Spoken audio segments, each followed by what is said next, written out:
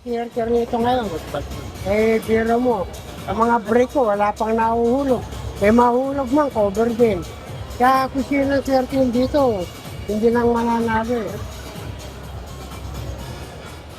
Better. Pag-usapan natin yung paghabol mo. Kasi malaki na yung lamang kasi. Kaya ako nakahabol dahil nagsasablay din siya eh. Nitong uli. At saka maganda rin naman ang tira ko. Okay naman. Kaya lang, siyempre, sa break, pag wala kang break, mahirap manalo. Ano yung rating mo sa buong performance mo dito sa WNT Legends na?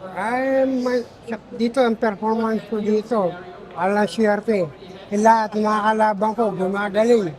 At saka kinakampihan sila ng bola.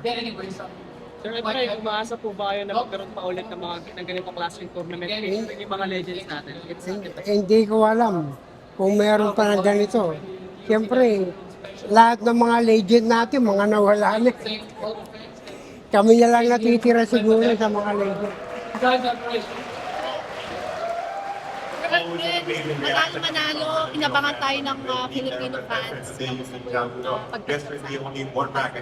Siyempre, sa mga followers, para salamat ako sa nila hanggang ngayon sinusubaybayan pa ako. Eto ngayon, biro mo, lakas pa ng panalangin ako mananalo. Talagang walang magagawa. Efrain, ano pang susunod para sa'yo after nitong competition? Wala pa yung mga susunod na competition ito, yung mga Race Cup tsaka Pilipino Open ulit. Pero May definitely, mga- lalaro pa rin kayo.